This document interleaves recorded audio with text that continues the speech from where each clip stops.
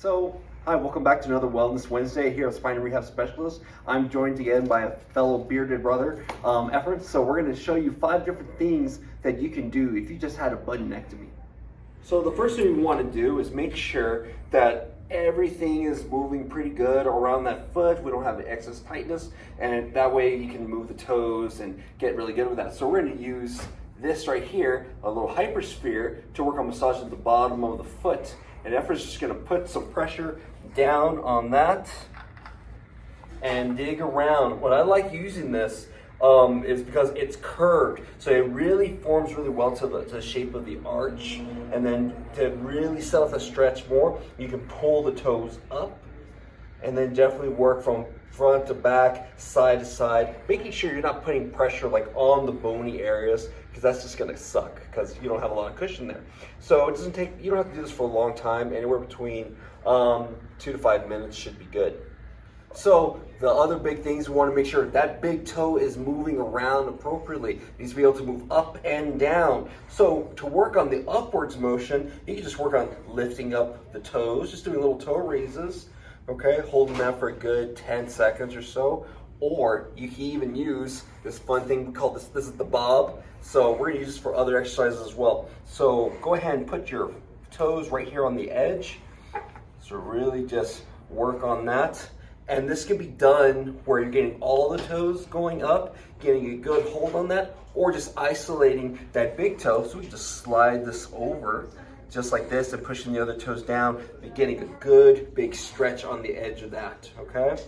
And then you can also use this while you're standing up. So go ahead and stand up, Efren, and you can do the same stretch. Again, just having the toes on there, and while you're standing up, that's putting more pressure, but this is also helping you get ready to get that nice transition when you're walking around and your foot's behind you, getting ready to push off those toes, okay? So good, maybe like 10 to 20 reps of that, 5 to 10 second hold should be good. And now I mentioned that we also have to be working on pulling the toes. Besides just pulling toes up, we're also pulling them down. So what we're gonna do is just have the toes down and just pushing down, getting all that stretching that way, okay?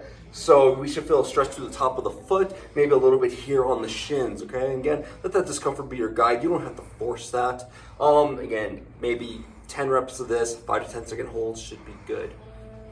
So one of the other most important things, again, like we're doing all of this to get ready, to get that foot ready and the toes able to move when we're walking around. So to start helping that out a little bit more, we're gonna use a little hurdle drill. So what everyone's gonna do here, we're gonna keep that right foot planted. And all I want you to do, Efren, is step over the hurdle, take a big step forward and get onto those toes. Okay, so we're just doing that. So that's gonna help stretch that out and then come right back.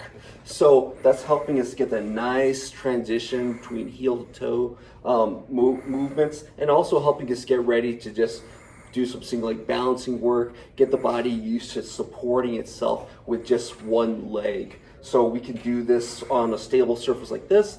You don't necessarily need a hurdle, just something to step over and work on that. Is this because we're comfortable? You can take a bigger step.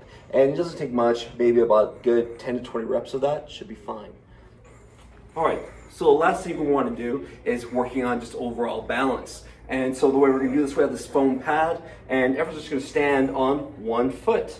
All right, and the legs are not touching, so you want to be able to do this anywhere between 10 to 20 seconds. Maybe 10 reps should be good. As this feels easier, it feels more comfortable, different ways you could progress this and make this a lot harder. So we can work on doing leg raises with the other side, so still standing on that side, but then raising the leg to the front, going to the side, and then even going to the back.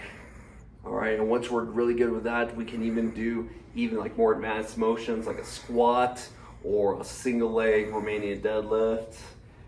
So let's show the RDL, there we go. You know, and these are tough, like for a lot of folks, even on a stable surface, but we're gonna thank Effort for being a hero and showing off on the foam pad, even though we're not warmed up. So, but anyway, for a lot of that, anywhere between 2 to 3 sets of that, I mean like 8 to 10 repetitions should be good. All right, and those are 5 different exercises, well, almost like 5 and 3/4, I don't know. So we had some little extra stuff at the end. Those are different exercises you can do if you've had a bunionectomy. So make sure to join us tomorrow where Harry and Anthony are going to go over more of this procedure and why it has to be done, and more about how we can help you with that type of injury and surgery here at Spine and Rehab Specialists. And remember, as always, a beard adds 10 pounds to any lift.